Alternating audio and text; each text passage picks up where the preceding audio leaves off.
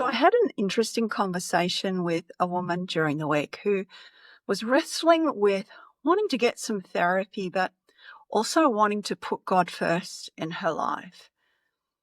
There seemed to be a view that it was either one or the other, and that they were somehow two separate things.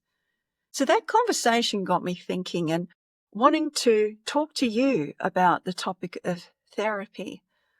Perhaps you've been struggling with some issues in your life where you considered getting therapy of some kind, but were kind of reluctant for a range of reasons. Perhaps, certainly I went through this, "Oh, I can figure this out for myself." And I'd say things like, I don't feel that comfortable talking about really personal things with a complete stranger.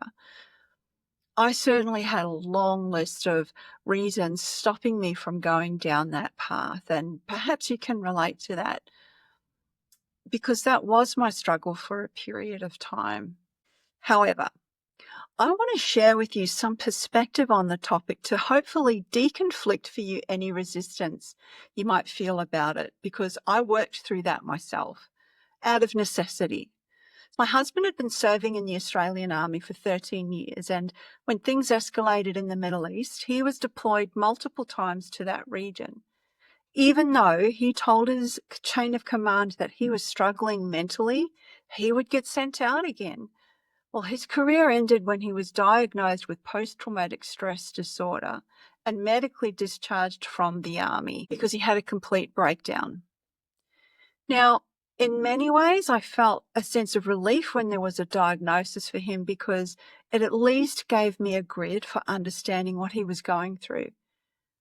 PTSD is a condition of persistent mental and emotional stress as a result of injury or severe psychological shock, typically involving disturbance of sleep because you're re-experiencing the trauma through nightmares, negative changes in mood and thinking, and hypervigilance. And that was certainly the case for my husband and the types of symptoms that he experienced.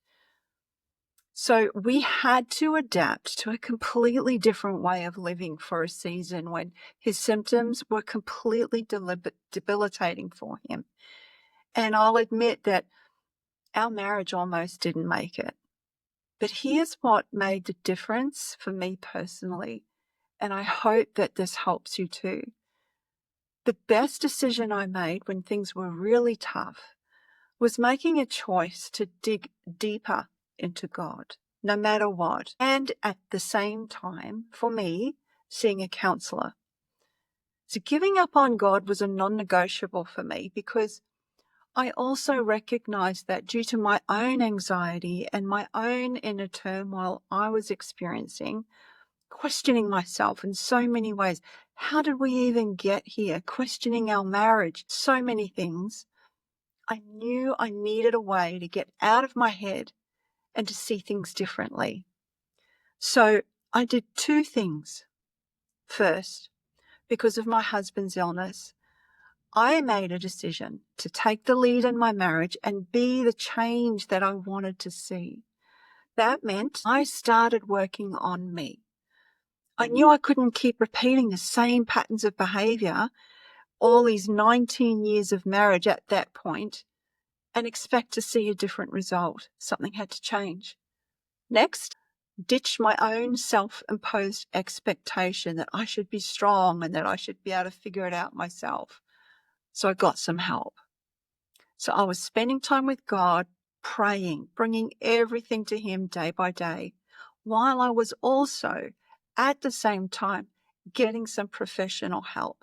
I just had to sort of push through those obstacles that I thought I had, and not keen on the idea of talking and sharing so personally with someone I don't know from a bar of soap. But those two things combined ended up being the best decisions I could make in that moment. On reflection, from my experience and what I've learned, think of it this way. If you had an accident and cut your arm badly and you needed medical attention, you wouldn't hesitate to go and get the injury attended to. Well, a psychological injury, an emotional traumatic injury is no different to physical injury. And God isn't any less part of the solution just because we go and get help. Involve him in it every single step of the way. Remember that there isn't anywhere you can go where God isn't already there. He knows what you need even before you ask for it. He's not going to give up on you, ever. I want to read this to you just to prove my point. From Psalm 139, Lord, you know everything there is about me. You perceive every movement of my heart and soul, and you understand my every thought before it even enters my mind. You are so intimately aware of me, Lord. You read my heart like an open book, and you know all the words I'm about to speak before I even start a sentence. You know every step that I will take before my journey even begins. You've gone into my future to prepare the way, and in kindness you follow behind me to spare me from the harm of my past. You have laid your hand on me. This is too wonderful, deep, and incomprehensible. Your understanding of me brings me wonder and strength. Where could I go from your spirit? Where could I run and hide from your face? If I go up to heaven, you're there. If I go down to the realm of the dead, you're there too. If I fly with wings into the shining dawn, you're there. If I fly into the radiant sunset, you're there waiting. Wherever I go, your hand will guide me. Your strength will empower me. It's impossible to disappear from you or to ask the darkness to hide me, for your presence is everywhere, bringing light into my night. And there's also a quote that I really love and made an impact on me, which comes from a Greek philosopher called Seneca, and it is simply this: we suffer more in our imagination than in reality, which simply means this: we can get so stuck with all the overthinking and the second guessing when things are overwhelming, when things seem really hard and are really, really hard. We can, in one sense, be our own worst enemy because of all of this turmoil going on. You know, what if this happens? What if that happens? How am I going to figure out this? Hence, we tend to suffer more in our imagination than the reality of what's actually in front of us. So if you have been wrestling with that whole notion of, do I get therapy or do I just try to figure it out myself? The way that I wrapped up this conversation with this lady was that, you know, she, being a Christian, she was concerned around, you know, what the therapy would involve and all that sort of thing. And what I encouraged her were two things. Number one, I've both received therapy and have also given therapy working with clients.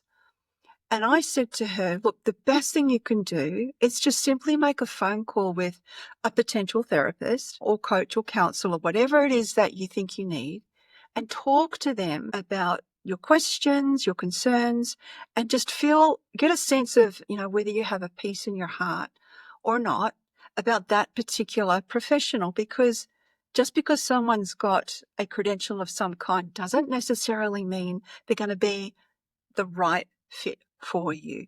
So that discovery call, that initial call, that inquiry is around clarifying that and being clear about what you want, so that how that person who can help you, how they respond to that, if that resonates. So I hope that really helps. The point is simply this: it's not a either or.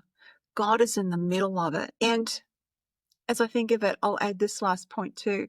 What I found as a result of receiving therapy myself, getting counseling, all that sort of thing, was that it accelerated what I was going through, you know, getting to the other side and coming up with tangible, actionable things that I could implement to really help me that I hadn't thought of before because of the overwhelm. And the other thing that I shared with this lady was that when I work with clients, as a Christian, and I have a client who's also a Christian or shares the same faith, the same thing. The whole partnership is absolutely soaked in prayer. And I often find that it's not uncommon for God to drop a word of knowledge to me with the client that I'm working with, that I share with them, and it just unlocks so much for them. And I'm praying with them and for them during the whole partnership as well. So Jesus is front and center, the beginning, the middle, and the end through that whole arrangement, that whole partnership.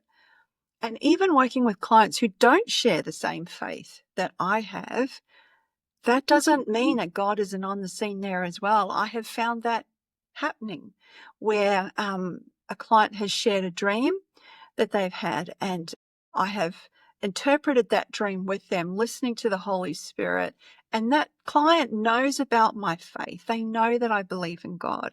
And so it's not a surprise to them when I might share Bible-based principles where it's relevant in the moment to what it is that they're talking about. So I hope that this sort of deconflicts any thinking you might have had that considering therapy or trying to figure it out with God on your own are two separate things. I hope that you can see that they're the same because God is in the mix with it all. So I hope you're encouraged by that. And I hope that,